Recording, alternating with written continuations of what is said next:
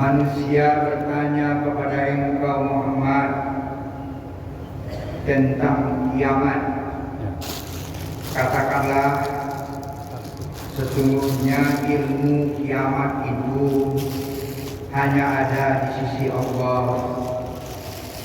Dan tahukah kamu, wahai Muhammad, boleh jadi hari kiamat itu sudah sangat dekat, paling dekat.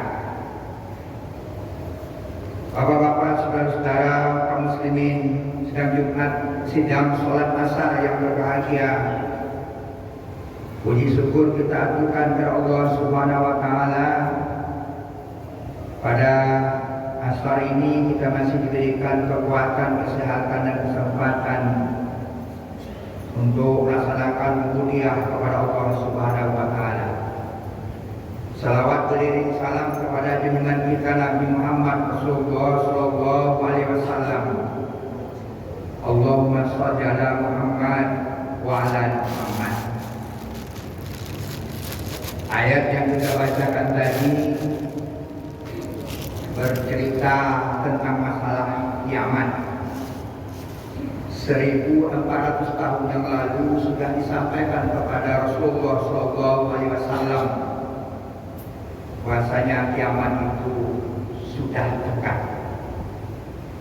Sekarang sudah mencapai 1400 tahun kita masih menikmati kehidupan ini, dan kita dilahirkan oleh Allah Subhanahu wa taala ke atas bumi ini untuk melaksanakan pengabdian kepada Allah dan mengikuti perintahnya dan menjauhi larangannya dan mengikuti contoh-contoh yang telah diberikan oleh Rasulullah sallallahu alaihi wasallam. Maka dari hal itulah bahwasanya di akhir tahun, sekarang sudah hampir berakhir bulan November, kalau tahun Masehinya tinggal 1 bulan lagi kita masuk ke tahun 2024. Dan ada di antara kita yang usianya sudah melewati dari 60 tahun. Padahal Allah mengatakan kiamat itu dulu 1400 tahun yang lalu dekat. Maka hampir sudah mendekati sangat kepada kita.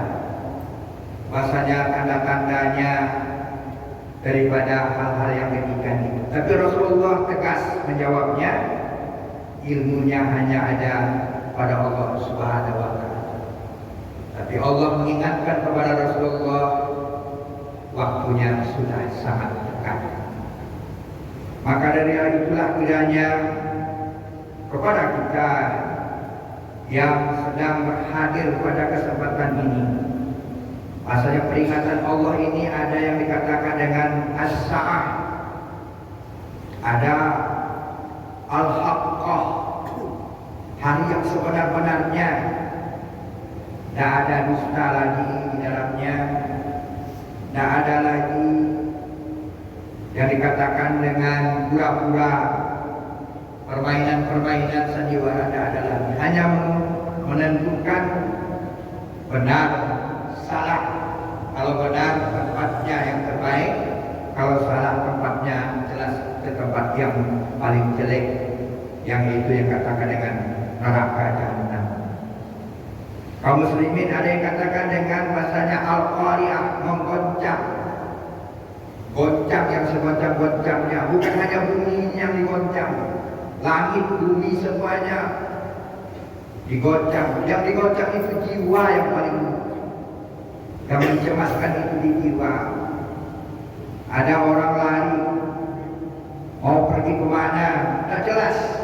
Siapa yang mau diikut, juga jelas. Mana tempat yang paling selamat. Maka dikatakanlah seperti al-zulzalah. Al-zulzalah itu digoncang dengan segoncang-goncangnya.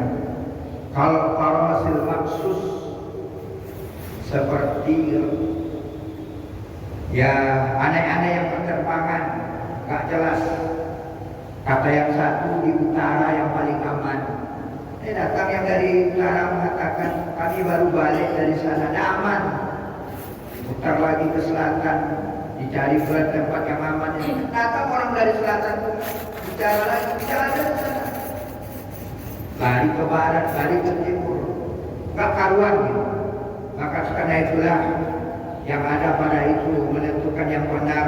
Selama yang benar yang disampaikan di atas bumi ini, itulah kira-kira kebenaran yang menunjuki kita ke jalan yang sebenar-benarnya itu. Tapi Rasulullah SAW walaupun menyampaikan ilmu dari masalah hari akhir itulah ada pada Allah Subhanahu wa taala, tapi kita diperintahkan untuk beriman kepadanya.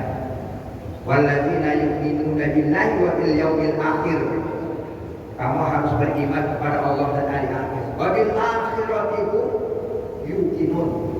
Dengan hari akhirat itu kamu yakin, harus yakin seyakin-yakinnya. Bapak-bapak, saudara sekalian, kalau yo yakin awak yo hari kiamat satu orang di bumi kok kira lain lo bumi kok satu orang. Baik manusia di situ. Tapi karena banyak juga orang yang tak beriman dengan hari akhirat itu, hari pembalasan itu, hari yang jelas-jelas itu, maka banyak juga orang yang masih bermain-main dalam kehidupan ini. Tapi Rasulullah SAW dari hadis Anas mengatakan, qala Rasulullah SAW, inna min asratis sa'ah, sesungguhnya tanda-tanda daripada saat itu kiamat itu adalah anjurofahal ilma. Yang pertama diangkatnya ilmu. Diangkatnya ilmu ini adalah meninggalnya, hilangnya para ulama. Hilangnya para ulama karena umur sudah sampai. Tapi ingat Bapak Ibu, saya mengganti satu orang ulama itu berpuluh tahun kita menunggu dulu. Karena usianya sudah 63 tahun, mungkin 65 tahun. Berarti kita mendapatkan beliau ini menjadi ulama-ulama.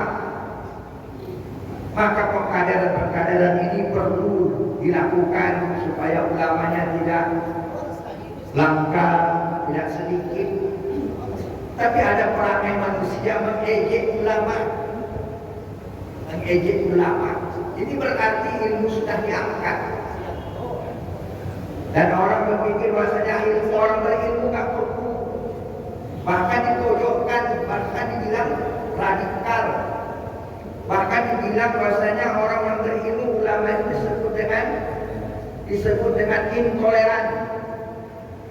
Ya. Ba'alohu ya ulama waktu kamangecean supaya kota orang tak kan dibuat untuk kesenangan para wisata. Kesenangan kan kesenangan nafsu tu. Abe dapat tahu yang mana mau buaya tu. Jadi kalau zina haram, tak boleh.